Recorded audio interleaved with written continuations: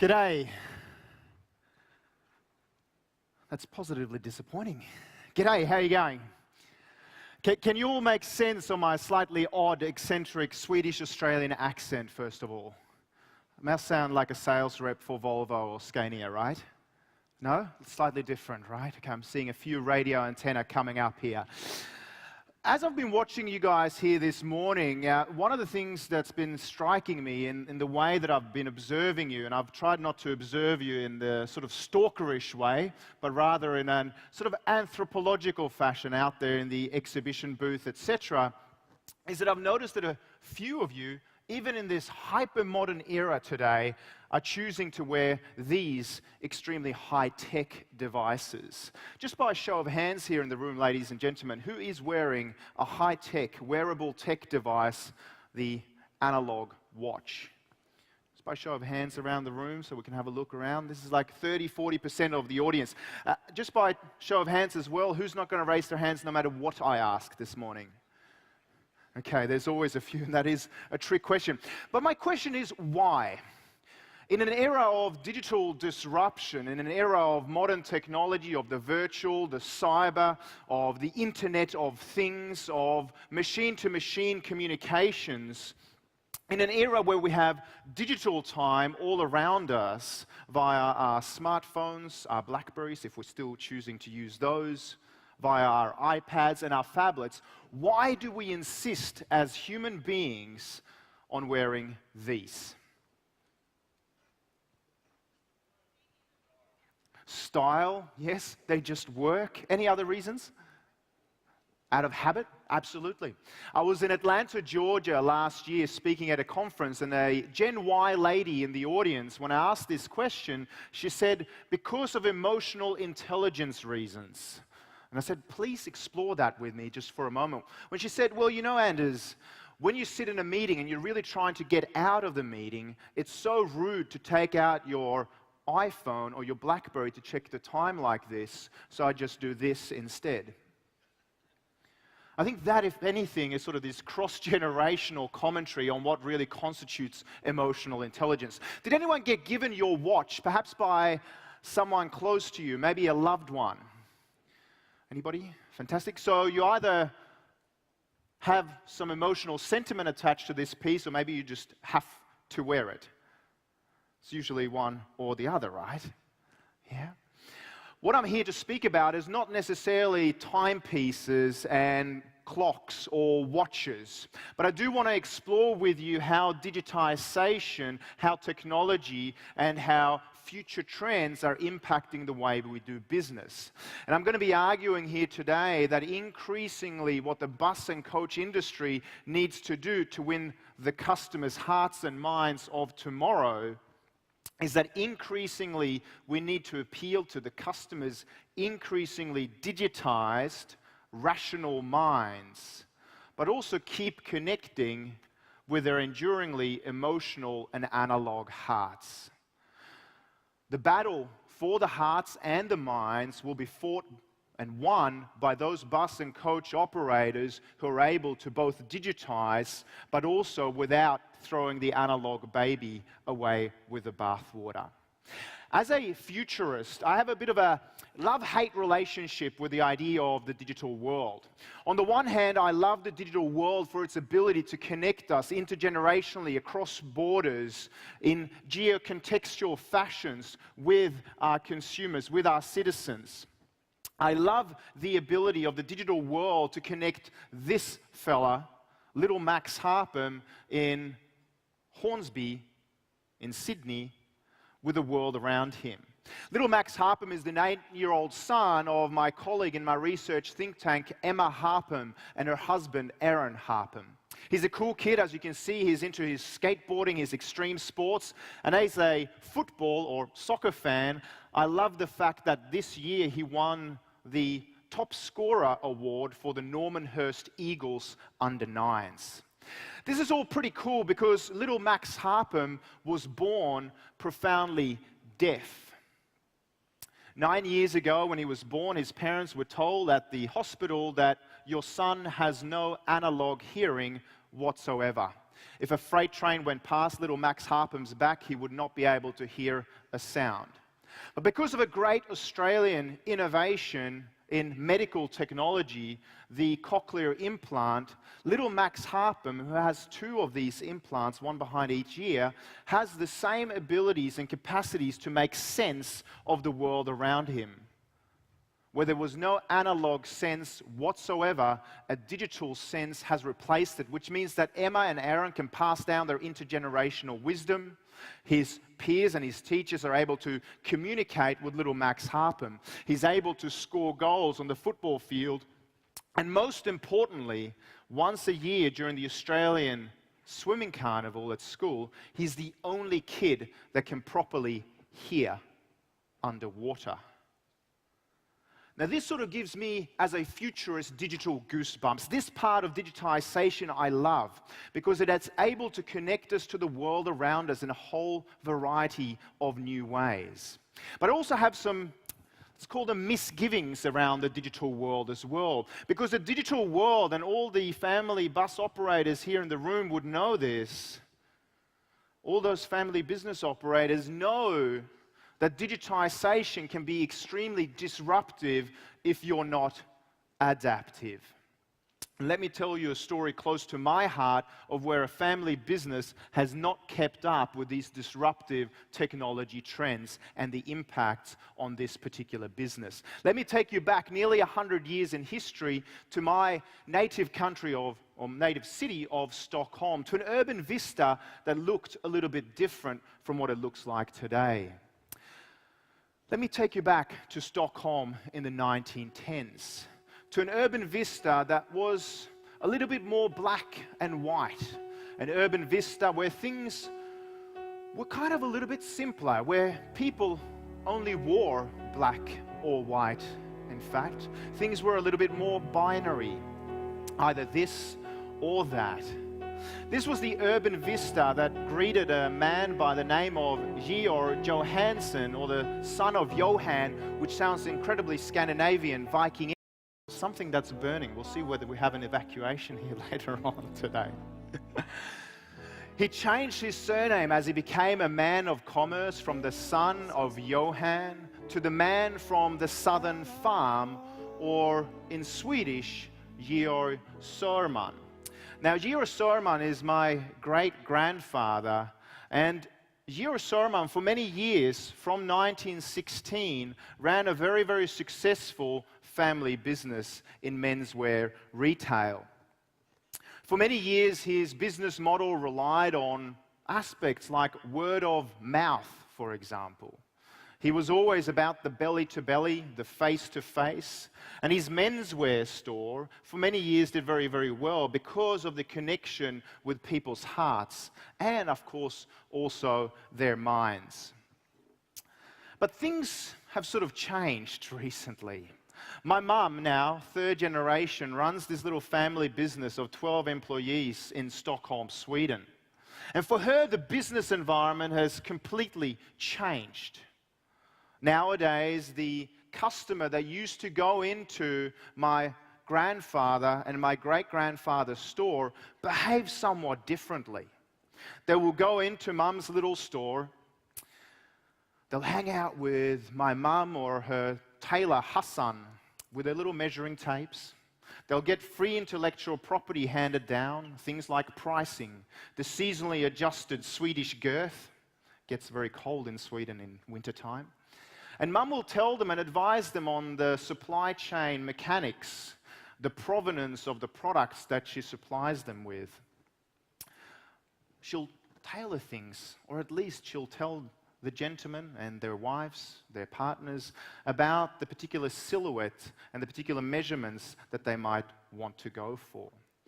And on the way, as the customer browses the environment around them, geocontextually, what happens to my mum is that the customer today, in a way they never used to, they'll say, "Thank you very much for all that intellectual property. We'll think about it." And then they exit the store to the sound of a very, very lonely little bell. They'll go out onto St. Eriksgatan 41, go around the corner, and then they'll place the order on eBay or Amazon.com/fashion. Now, this is very, very disruptive to my mum's business model, as you can imagine. For the last 10 years, her business has barely broken even, or when it's been running at a loss, my mum is pumping in her life savings to protect the jobs of her 12 employees to keep the business alive. Many of you have seen this digitization and this change around you in the last few years. Are we all good? AV desk, by the way. Fantastic. It looks like we've got visual again. Fantastic. Can we have a round of applause for the AV desk? And a hallelujah and a little prayer to make sure that digital technology works for the rest of this presentation. Cool. So let me move forward. We've got one screen working at least, and I'm hearing voices as well. Let me move forward here. So we're all going to be focusing on the future, which is towards the right.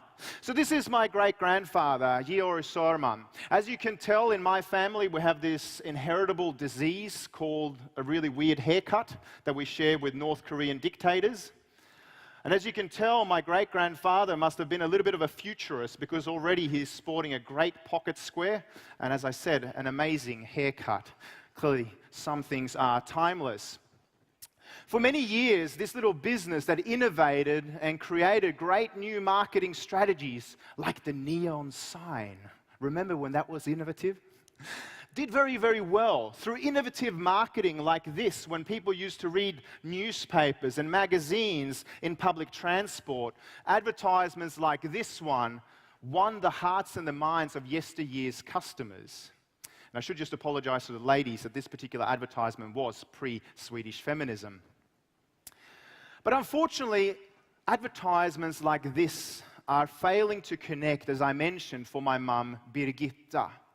The encounters with the customer have shifted, and digital data and the customer access to information symmetry today has pulled the carpet from underneath her feet. Her big challenge today is that she doesn't really know where she should position herself on this continuum between, on the one hand, the analog, the face-to-face, the belly-to-belly, and the glass of red wine with one of her clients, or, alternatively, the digital, the virtual, the cyber, a world that she cannot really touch or feel. And my mum dislikes change.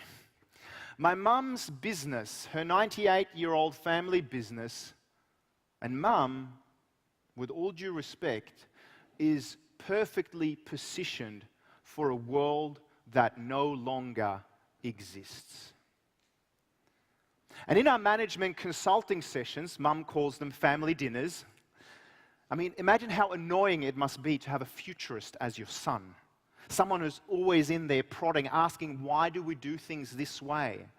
We have a conversation about change and about how we can win the hearts and the minds of tomorrow's customers.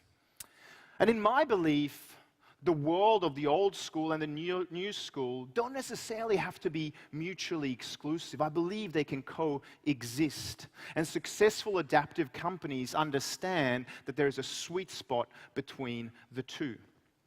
Now, I think the fact that mum doesn't really like change is kind of human. In fact, who remembers the good old days when being nostalgic was the same as being strategic, right? Has anyone ever been through puberty? Okay, these were awkward days, right? Change can be difficult. Has anyone ever thought about changing a partner? If your partner sits next to you, just make sure you don't raise your hands, right? And I don't mean physically exchanging them necessarily, but selling them on the concept of why 2014 or 2015 is going to be different from any other year in history for us. More long walks on the beach, more time at the gym, more time eating organic food. Easy conversation or not? How does it pan out by 21st of January? Change can be difficult, but when the rate of external change supersedes the rate of internal change in your organizations, just like for my mum, you're in trouble. And for the Queensland operators and the New South Wales operators, I know that there's massive change around you, not just in digitization, but in terms of government contracts and tendering. We have to be adaptive to keep up with this change. Let me give you the terms of reference here before we go into three major waves of change that I'm seeing on the horizon as we look to the future. The analog world is the world of the face-to-face. The digital world is the interface-to-interface. The analog world is about old-school communications. The digital world about new-school communications. One's about the offline, one's about the online. One is about the personal touch. One is about the digital connect. And one, I believe, is about winning hearts. One is about winning minds. And we must do both to succeed in business today and for the foreseeable future. Let me introduce this concept of what I call the Digilog to you. And this video can do it better than I can with a much cooler Australian accent. So tune into the Digilog before we go into three disruptive trends. Digilog.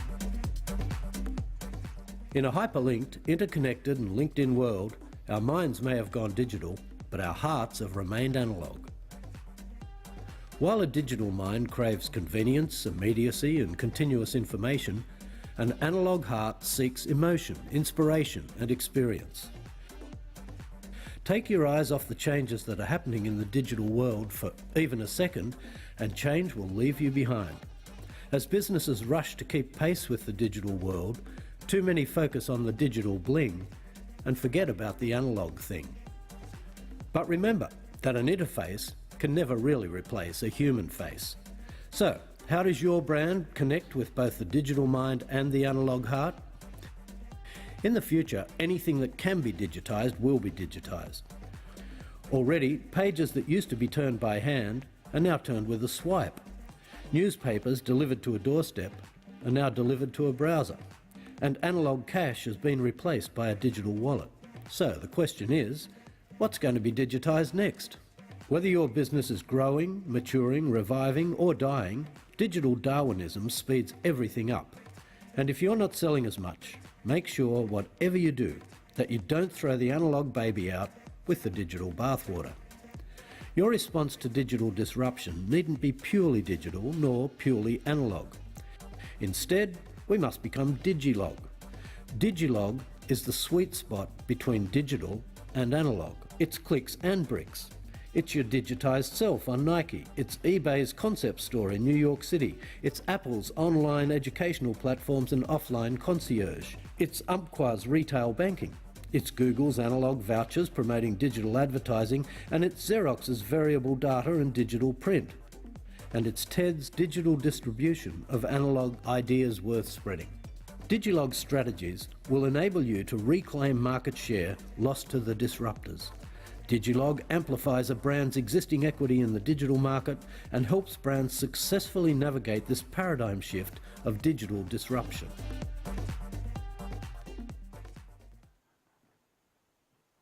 So this is the response, the proactive strategic response to change around you in my books.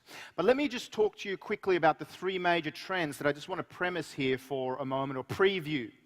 The reason as a futurist that I love studying trends, sociocultural trends, technological trends, economic, environmental, or political trends like regulatory or tender change, for example, is that as business owners, as operators, as managers, as leaders, you need to realize that the trend is your friend.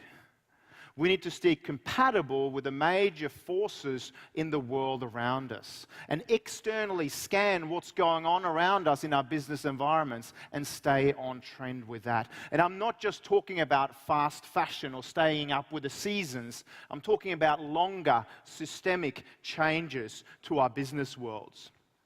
As an example, I do a bit of work in Asia, and one of my fast-moving consumer goods company clients that's also into hygiene products, have realized that they're currently selling more nappies in Japan to old people than to babies.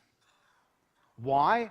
Because of demographic factors, where Japan has an aging population, these guys have realized that rather than making nappies for just the youngsters, they have a better business opportunity looking after the aging population of Japan.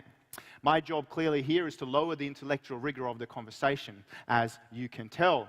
But by rebranding the idea and having fashion parades and really cool nappies for an aging demographic, they're trying to reposition what they do.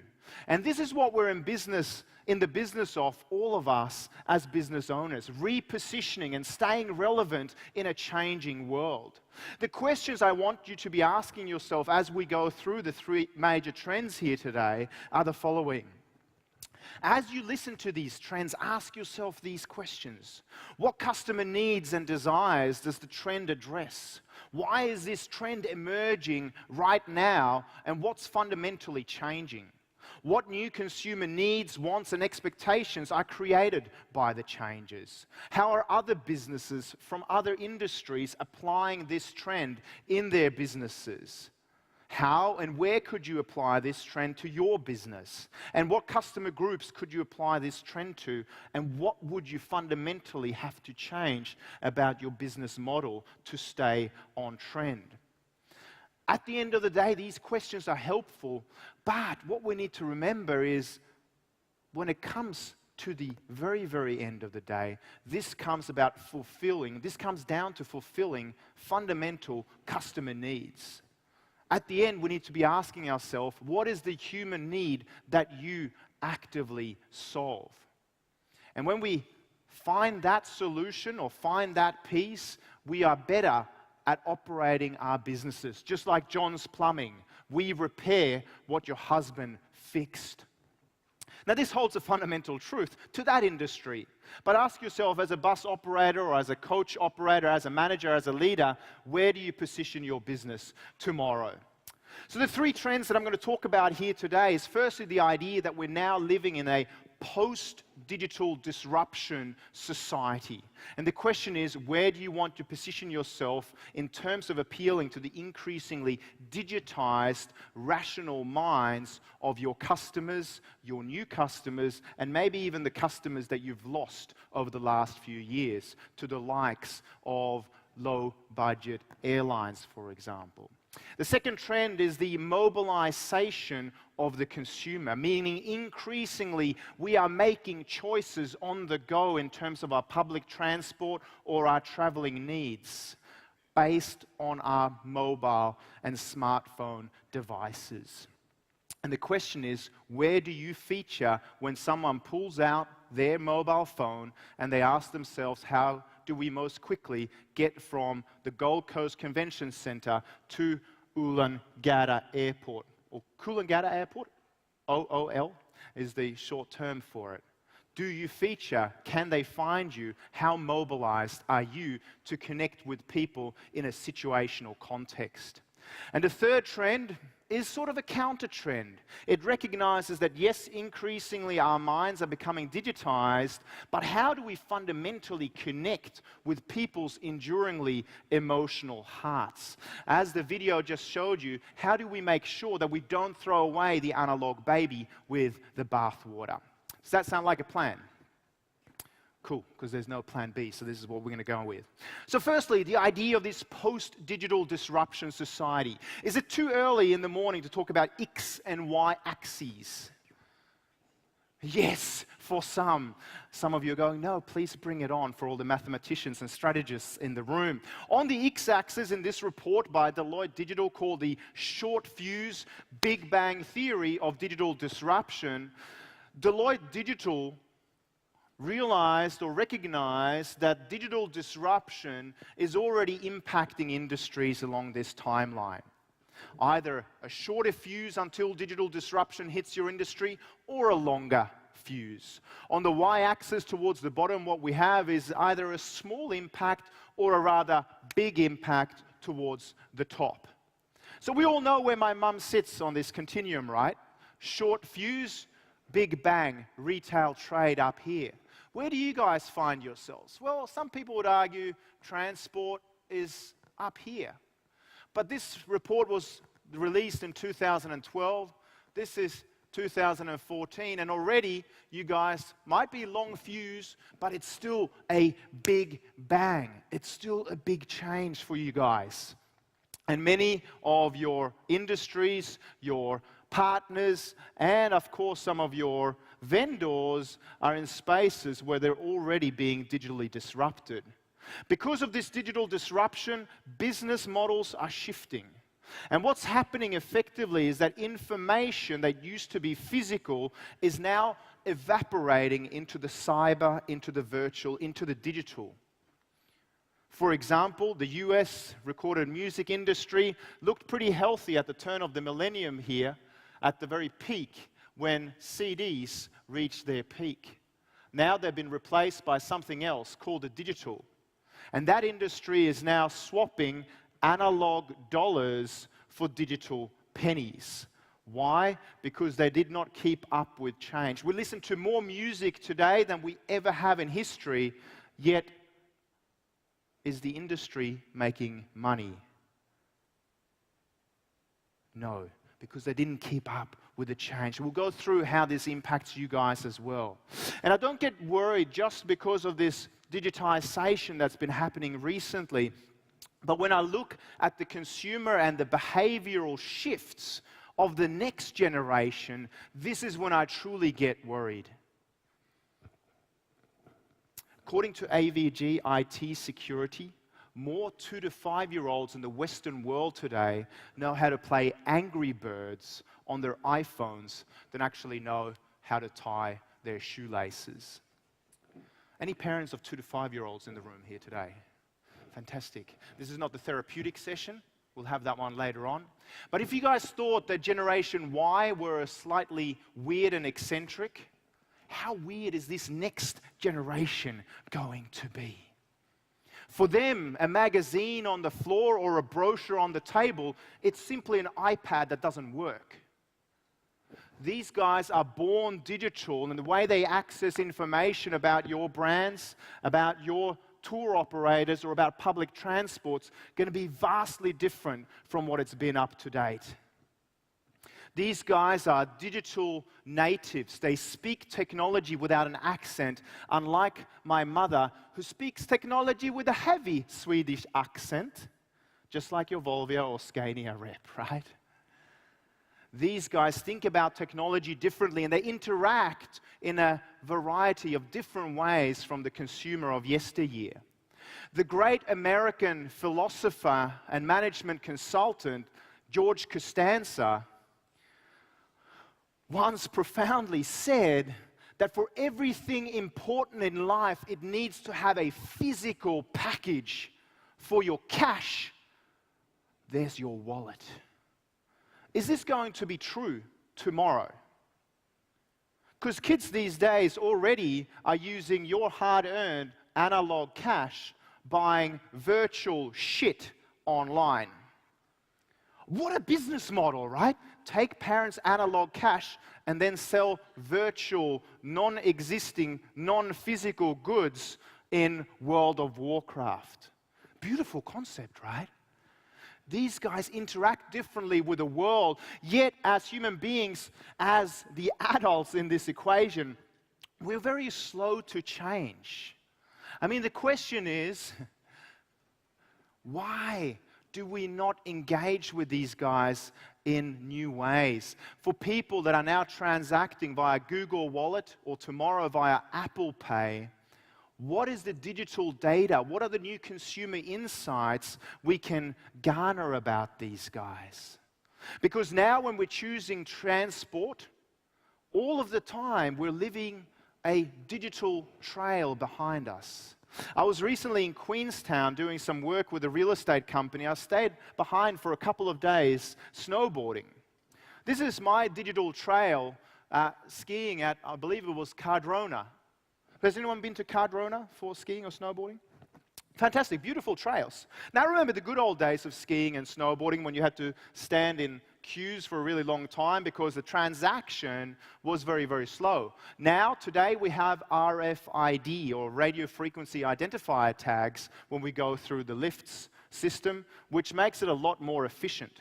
For me, I love this because I can get digital data about my transport behavior.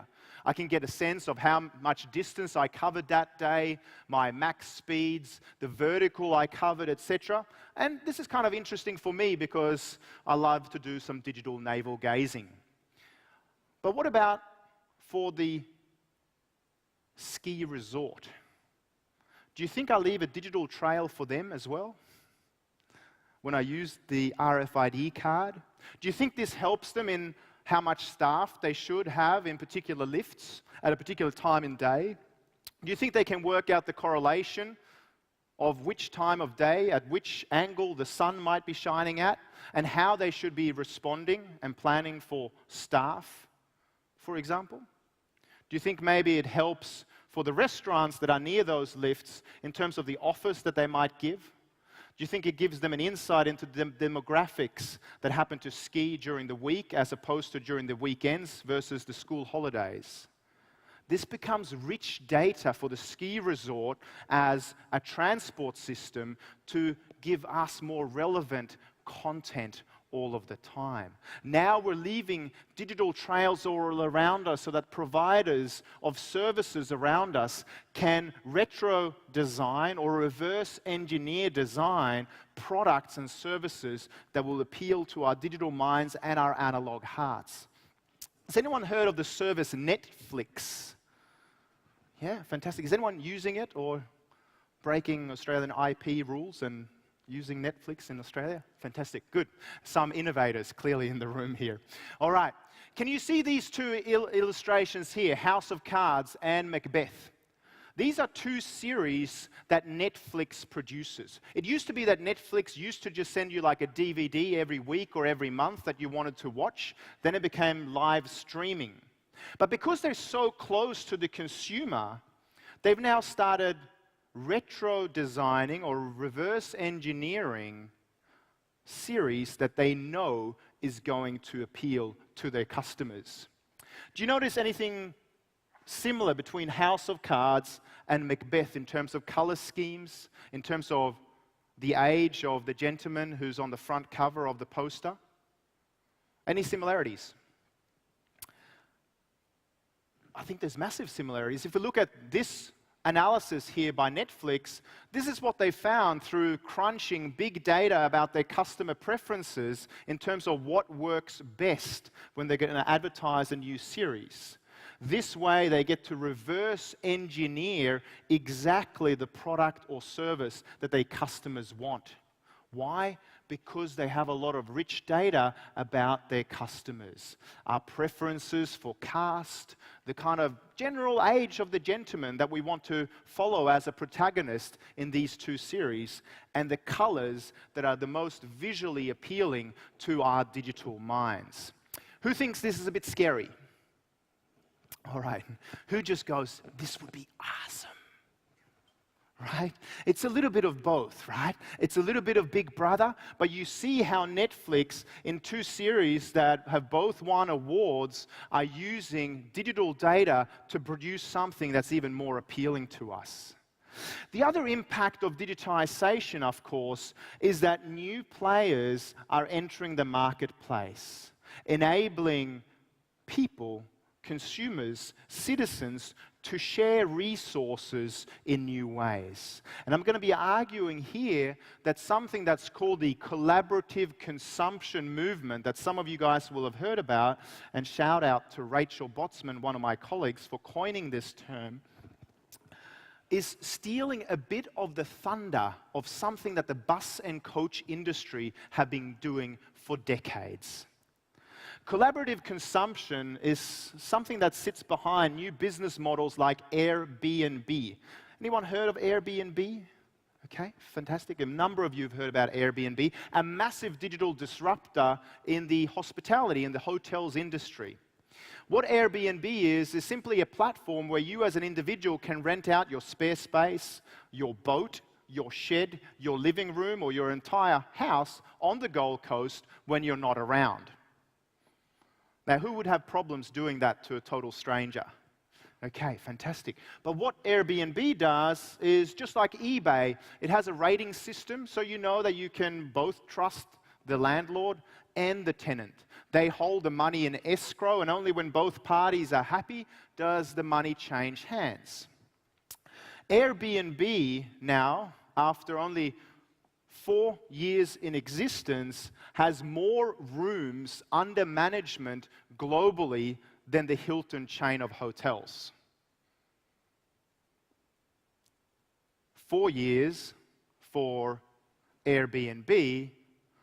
For Hilton Hotel, it took 93 years to build up as much inventory in terms of rooms.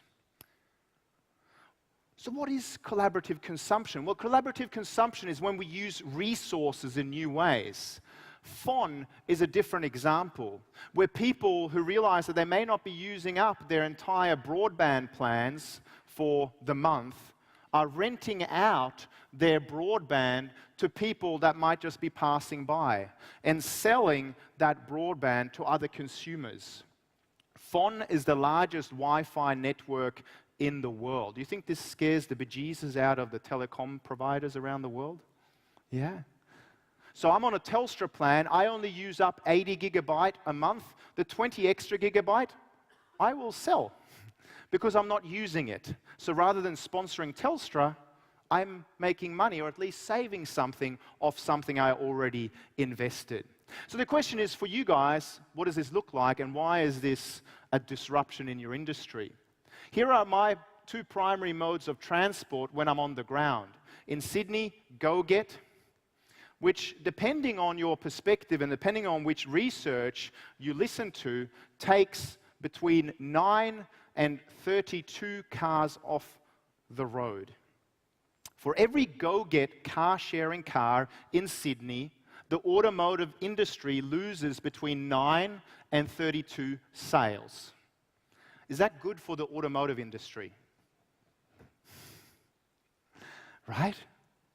But what these guys are tapping into is the fact that people want to share resources, pool together. Isn't this just like getting on a bus with 20 or 30 or 40 other people? Yet collaborative consumption is something that's being talked about. It's being highly touted from Silicon Valley to Bangalore to New York to Sydney to the Gold Coast around the world as being the new form of consumption and sharing. I use bike sharing in Stockholm to solve my last mile problems. It's a beautiful thing that interconnects with the public transport around me. It's a seamless experience. And for this, I pay $100 a year to use a bike that previously I might have bought. So the question is, how do you guys get back on the agenda when you're starting to compete not just against other global players, but the likes of Co-Seats or J-Ride, for example, where I can travel up to the Gold Coast for $20 in a Mercedes-Benz because someone happened to travel up from Sydney to the Gold Coast yesterday, and a seat in a Mercedes-Benz was going online for me by a well-rated driver for $20. Who's competing with that price? Right? But this is a new business model. This is how people are increasingly transacting. And it's rehumanizing mobility. And I believe this industry needs to be part of that discourse again. Let me also explore another impact point when it comes to digitization. And this is the fact that increasingly your machines, your buses, your ecosystem of technology and of products can increasingly communicate in smart ways, saving resources, but also driving down costs for you guys and for the consumer. Here's just one example of something you might have heard of recently that used to just be a product, but because of digitization, it becomes a part of a larger ecosystem for the consumer and how they manage their resource use. We've been working with companies big and small to make this a reality, and we're very excited about what we've been able to do. Up is a combination of a band that you wear around your wrist and an application on the phone that together help track your movement throughout the day. By connecting your Up and your Nest, you can have this complete effortless experience. because up's right on the body, we have this rich contextual set of information about what the person's doing in the moment. And so that means those days that you might wake up a little bit earlier, before you even get out of bed, we can let Nest know that, so it can then adjust the temperature in the room to start to be for my daytime. This is about technology, not for technology's sake, but technology in service of a better life, helping us be more human and allowing us to live our lives better. Why would we ever bring the thermostat and washer together? That's a good question. If you look at it from a perspective of energy consumption, it's an easy one. These are the big energy consumptions at the home, and they're also the one which require a lot of day-to-day interaction with the consumer. If you have already the thermostat communicating to the utility company, it's much easier if there's one signal going to the Nest, and that is disseminated through the household to all appliances. So basically reduce consumption now because we're at the peak. It's just a tremendous consumer benefit, it just happens in the background. So Nest is basically a glorified thermostat for your home, managing how much energy you use, and you can communicate to it via your smartphone on the way home, so it maybe triggers the air conditioning, for example. They used to just sell a single product, but all of a sudden they thought, hey, what if we control the home? What if we're the central intelligence ecosystem in the home, and we start communicating with your dishwasher, your clothing washer, your Mercedes, or your Toyota on the way home, or via your digitized self as you're waking up. It's an interesting system. The question is, how are you using communications like this to make your customer experience even better? So that's digital disruption, and some of the changes on the horizon are already here. But I get sort of worried when I think about this, because I think about digitization, I think about how this fundamentally can also be sort of dehumanizing. My question to all of you is, how do we kind of bring the human aspect back into this increasingly digitized world that we're living in? How do we make sure that hashtag no person gets left behind, or in my mum's case, hashtag no baby boomer gets left behind? Because as we're increasingly glued to our smartphones, our digital devices, our phablets, the question is whether we're running a risk of sort of losing the belly-to-belly, the face-to-face, and the human connectivity. And the question is, how do we sometimes also disconnect to reconnect? How do we use both the digital world and the analog world and bring them together to reconnect with the world around us?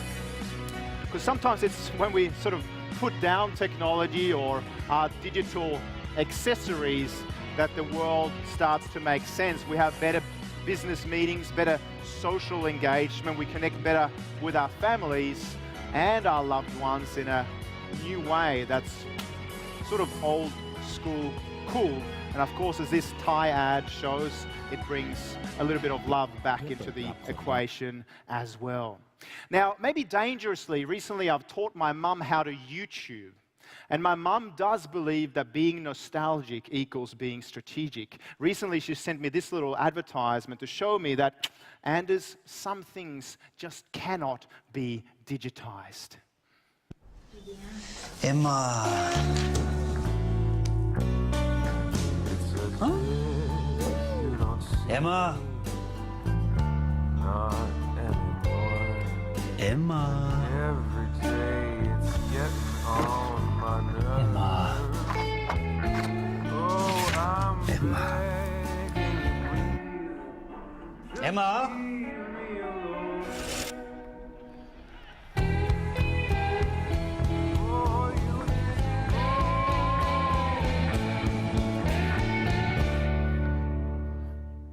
So, mum is always right. This brings me to my second point here today, the fact that we're all now mobilizing and that we're making a huge evolutionary shift as we have better access to real-time data around us as consumers, but also as operators. This piece of social research was sponsored by the Australian Productivity Commission and the Australian Bureau of Statistics in 2012 to deal and investigate the issue of problem gambling in Australia. Essentially, they asked Aussies, when you say you spend $100, what was the audited amount you actually spent? Now, when Aussies were asked these questions, and I'm guilty as charged here, when we say we spent $100 last month on transport, the real audited amount was $104. Now, that all sort of comes out in the wash, right? Depending on your accounting policies and your family economics. But it gets more worrying. When we say we spent $100 at IKEA last week, the real amount was $132, not $100. The audited amount was significantly more. When we said we spent $100 at the pub last night at Bussey's, the real amount was $158. And ladies and gentlemen, never ever have a conference at Jupiter's casino, because when we say we spent $100 at the casino last night, the real audited amount was $735, ladies and gentlemen. Now, I'm not going to talk about problem gambling here today necessarily, but what I want to argue is that when we don't have access to financial or rational information as human beings, and we listen to our gut feel, as human beings, sometimes we suck. But this is changing. Let me introduce you to Raj in Kerala, India. Raj is in family business in Kerala. He's in aquaculture. He's a fisherman. For generations, his family, his forebears have gone out to sea and caught the catch of the day and then brought it back to the harbour to sell it at the best price he possibly could. Now, in Kerala, a coastal state in India, he always had a choice between 11 different harbours along the coastline that were equidistant to where he was catching his fish. But oftentimes, gut feel would dictate where Raj would take his catch of the day back to. Oftentimes, it was his local market, notwithstanding that there were price differentials in the commodity market in those various villages. One day, Raj realized that he'd saved up enough money to buy a Nokia 1100. Do you remember that feature phone? And that because of Bharti Airtel's coverage up to 25 kilometers away from the shoreline, all of a sudden he could make phone calls. What a novel idea. To all his mates in the 11 different harbors, seeing exactly what the price of the hour was. He could even lock in a price before he went back to the shore. Do you think he started making different decisions about his catch of the day? All of a sudden, Raj started making more money than his mates. But his mates were clever. They saw what Raj was doing, and they all started getting Nokia 1100s as well. The Journal of Quarterly Economics, or the Quarterly Journal of Economics, and The Economist magazine got a hold of this story of mobile adoption in Kerala, India. They studied the process over the course of a year, and they found that the net yields of the fishermen went up 8% as a result of mobile adoption, and the price to the consumer went down 4% as a result of less wastage. Now, any economist in the room should have sort of financial goosebumps right now. So what do we use our smartphones for? Snapchat and Twitter, right? And these are all good things, right? In Israel recently, during the conflict with Palestine or Gaza, Israel launched an app that would integrate with the Iron Dome, their defense system, that would activate in your pocket and buzz you on the beach when a rocket was being geocontextual or about to hit your beach so that you could escape. Now, the Gazans didn't have this technology, but if you just look at the counts and the differences in human suffering on both sides, you could argue that technology had something to do with it. So the question is, how do you use mobile real-time data in your business? I'll give you some examples of how you might want to do that. I do a lot of work in the United States, in the Midwest, in agribusiness. And what's fundamentally fascinating to me is how this very old school business is changing with technology. Precision agriculture, variable rate farming, having the ability to put a different type of fertilizer every square inch depending on heat mapping and GPS coordinates of your field. Now, my bank or my financial institution in Australia cannot give me real-time data on how quickly or how slowly my investment portfolio is growing. But in farming, someone can tell me because of geo coordinates and agronomist data, big data, how quickly my soybeans are growing and how much yield they'll get me. This is sort of useful information, isn't it, if you're running a business, right? We can use predictive analytics in new ways. For example, now in the United States, you have something called Duetto, which is helping hotels selling spare inventory with real-time, on-demand surge pricing. If a conference like this comes to town, it helps them use real-time data to surge the price that the hotel gets. Would this be useful for you guys? Using real-time data to make sure that you fill your buses? Cardinal Health in the United States, what they're doing, they're a healthcare company, a pharmaceutical company. They plan where their vaccines are going to go based on Google flu trends. They make sure the vaccines land and the logistics network is optimized to make sure that where the flu is about to break out next based on big data insights, that's where their vaccines are found.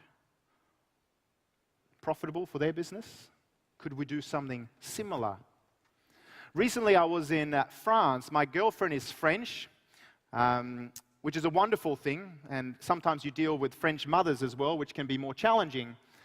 I was recently in Paris, and Florence, my girlfriend Clementine's mother, was driving us back to Charles de Gaulle Airport. Now, she's done this route hundreds of times, right? Taking the kids and her parents, etc., to the airport. And so I asked her from the back seat, because I wanted the ladies to have some time together in the front seat, I turned on my Waze app on my phone. It's a glorified, crowdsourced GPS, effectively. And I asked Florence, do you want some feedback based on which route to take and when you should slow down or speed up, depending on crowdsourced big data analytics of the road? And she said, Anders, non. Je sais savoir-faire, which means she kind of knows the road. So I sat quietly towards the back. I turned off the sound on my smartphone, but I was still sort of watching the route on the Waze app. The tagline is outsmarting traffic together. However, I couldn't help myself as we started pulling in to Charles de Gaulle Airport, or starting to pull in would be an overstatement. She was still driving at 170 kilometers an hour, as any good French woman does. But one of the other drivers 300 meters ahead of me warned me that there was a cop on the road with a speed camera. And so I relayed this big data insight to Florence. I said, maybe you want to slow down. And she said, okay, maybe. She slowed down, avoided a €200 fine as a result. What I'm saying is that new insights based on our geo-context around us can help change analog behaviors. One example of this is something that you might have heard of in the news recently, something called Uber. Has anyone had a taxi ride recently? Taxi rides have never been more interesting than now, because Uber is eating the lunch of taxi drivers. It's a massive disruption in their world, but why Uber is so successful is they got surge pricing, which is on-demand pricing that will be variable depending on the demand for their services, but also because they provide a seamless experience.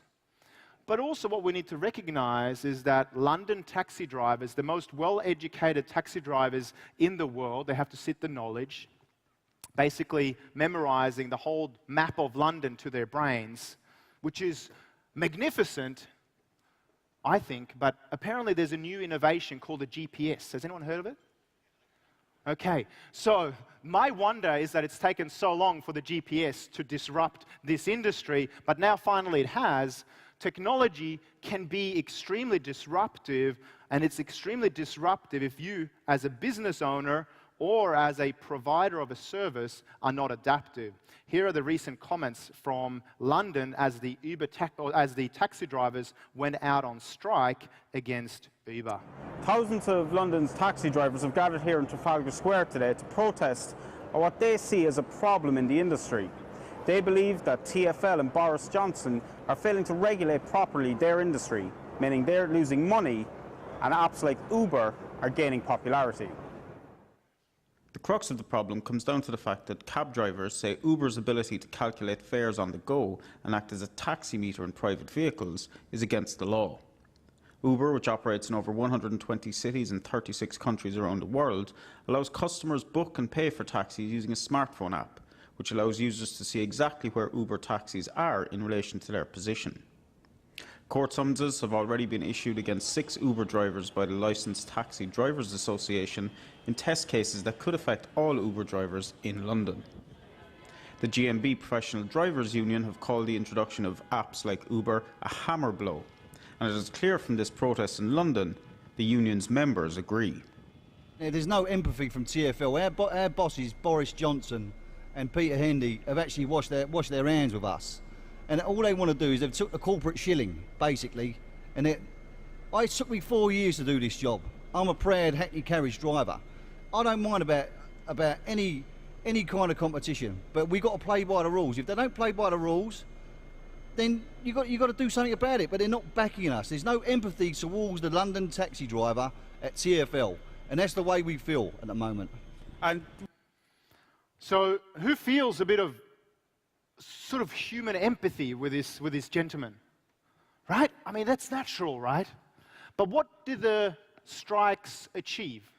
What do you think was the adoption of Uber's services during the week when the London taxi drivers were on strike? The consumer voted with their digits, and mobile adoption of Uber went up 850% in a week. Do you think that's partly because they're not happy with the state of the London taxi driver service? They want something more. And by being technologically astute and adaptive, this is the way to win hearts and minds for the future. Let me go to my final point here, and then we're going to wrap up. So I believe that when I sit down with both my mum, who's my toughest pro bono client, but also with my multinational clients, we talk about this sweet spot and the fact that the world of the analog and of hearts and the world of the digital and minds are not mutually exclusive, but that adaptive business operators know that there's a sweet spot in the middle that I like to call the digi-log. Digital minds, analog hearts. How do you appeal to both? I started this presentation talking about little Max Harpham, the little 9-year-old Aussie kid who now has really cool digitally amplified hearing. Now, the digital technology is magnificent, but if it wasn't for the guys at the Shepherd Centre, an Australian charity that are there for families when they've just been brought this news that their newborn has been born profoundly deaf, the technology just wouldn't make sense. They provide him the calibration, insights, and experience. They provide coaching and psychological support to the families. They work closely with Max Harpham's teacher to make sure that they also articulate things in case the batteries ever run out. And they are helping him geo-contextually calibrate his cochlear implants for the football field or for the classroom. The technology wouldn't make sense unless it was for human beings. And the digital doesn't fix all communication challenges. In fact, if you've ever tried predictive digital texting, you'll know exactly what I'm referring to here. Digital is not the panacea to all of this. And even in a world of instant digital downloads or streamable music, nobody really remembers their first digital MP3 download. But vinyl is forever. Even in a world of instant digital downloads, vinyl sales in Australia and the United States is up nearly 20% year on year in a move towards sort of retro revivalism. We mustn't throw away the analog touch points in our business models with the digital bathwater. I really just share this particular slide because when my brother and I are out and about at the pub, people go, "Sing us that song!" Right? Any Scots will know exactly what I'm talking about here. But I'm wondering if there's not more creative ways to become part of the transport discourse, to take some of the media hype around collaborative consumption away from the collaborative consumption movement and to get back on the agenda again. As a football fan, I remember the great Dutch football player Dennis Bergkamp. Any Arsenal fans will know who I'm talking about. This guy had a very, very irrational fear of flying. He would refuse to fly to away games with Arsenal and Champions League. He would catch the bus or the train. Why was he not the brand ambassador of a great coach or bus company in Europe? Why did no one see the potential that a great football player, who now is incidentally a really cool statue outside the Emirates Stadium, sort of ironic that an aeroplane here or an airline is covered by someone who has a fear of flying. But nonetheless, why did he not become a brand ambassador? Huge opportunity, right? Huge opportunity for us to get more creative in the way that we're now appealing to digital minds and analog hearts. I'd like to kind of refer to this comment that was being made about Bavaria or the October Festival here for just a moment. Because when the state of Bavaria recently sat down and thought about their economic future, they thought about how do we retain the best of what we've always done? How do we not throw away the face-to-face or our brand heritage? We're famous for really silly hats, weird, awkward outfits, and really weird dancing. Right? How do we not get rid of that? But also, how do we stay relevant for the future? And someone really smart in the room said, Lederhosen und Laptops. Laptops und Lederhosen. Jawohl! They went, it's not about this or that, it's about bringing both together. The policy of their entire state of Bavaria, which is now the 4th largest biotech center in the world, while remaining true to their heritage, is laptops und Lederhosen. And I think this spirit is what we all must start adopting in our own businesses. I remember growing up in Sweden in the 1980s and 1990s, and German teams had awesome haircuts, like these guys who won the 1990 World Cup. 24 years later, they won the World Cup again, but not just because they played awesome football or soccer, but because they used a German firm called SAP, or SAP. SAP had recognized that in the 2010 World Cup, based on big data analytics, that the average time that every German footballer kept the ball at his feet was 3.4 seconds. The entire push in this World Cup in Brazil was to get that average down. This year, it was 1.1 seconds per player.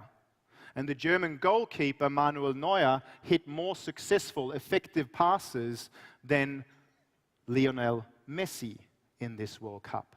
Now, easier as a goalie to hit an effective pass that reaches your next player than for an attacker, but nonetheless, big data was a massive contributor to these guys winning. It wasn't just about Lederhosen, it was about laptops as well.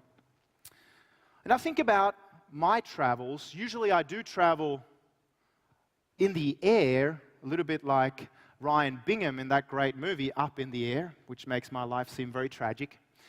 But I think about the kind of ecosystems that I use to keep track of my miles, of where I'm traveling, of my itineraries, and I think, Why am I not getting frequent flyers or frequent busing points?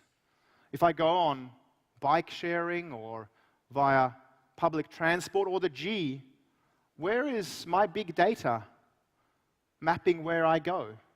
Where are my offers integrated with a coffee place next to the G station here, for example?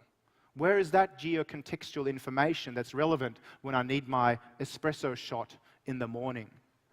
This is a huge opportunity for all of you guys to make sure you offer something that's geocontextual based on the situational aspects of your consumers.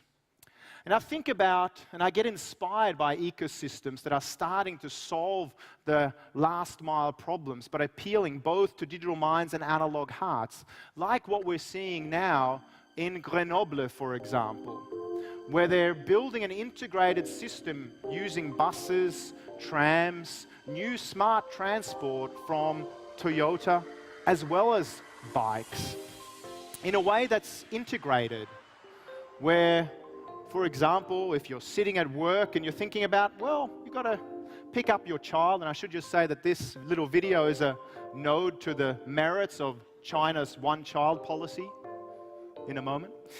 But well, you might be sitting at work thinking about, how do I get home? How do I pick up my kids after school? How do I go shopping, for example? And through a mobile app in your back pocket, you can locate these cool little vehicles. You take your RFID card, which makes the system smarter by the day. Your electronic vehicle gets charged. You can pick up family members or go shopping in these little new vehicles that are being launched this month in Grenoble in France. They're already live in Tokyo, I should say. But this is a new way of thinking about the last mile problem and how you can build an integrated system, making bus operators talk with the rest of the ecosystem and the network around you. You switch from the car to the tram to a car, and this is the way that you create a seamless experience for the consumer. Let me wrap up. Some of you might ask the question, Anders, so whatever happened to your mum's little business in Sweden? Well, we're at 98 years of age now. I should just say, for those of you who want some digital resources following this, and this is also, of course, in the Twitter stream here this morning, where you can access the whole presentation with more extended video coverage and some of the things we missed at the beginning of the presentation. But the business is still around, and recently we've digitized my father. My father is a retired colonel in the Swedish Army, which is a really good career move because we never go to war. Although he always reminds me that he's done his bit both in Kosovo and Afghanistan with international troops. We've recently digitized Dad, and we've turned him into a male model. As you can see, he also has this inheritable disease of the family haircut. Dad does a really good blue steel. But more importantly, we've recently digitized him with the help of some students. Why? Because they're cheap and they're keen. And they're a good source of marketing intelligence. We've recently digitized Dad to talk about the brand heritage, the brand equity, the belly-to-belly, the timeless qualities, but he's done so in a timely fashion. This video was picked up by the major Swedish newspaper, SvD Nyheter, the equivalent to The Australian, for example. And it was then tweeted and Facebooked all over the Twitter sphere to all the digerati around the world, ending in, or resulting in Mum's 2 best months of sales over a decade. And I think there's a correlation. Her revenue is up 11% year on year in a flat economic environment in Sweden at the moment. Why? Because we're playing on this idea of the heritage, the family business, the belly-to-belly, but we're digitally amplifying it and making it geo-contextual to people who happen to pass by outside. So this is Dad wrapping it up for us today, bringing together this idea of the digilog in fighting these 3 trends of change, or waves of change. You don't need to speak Swedish to understand the gist of this.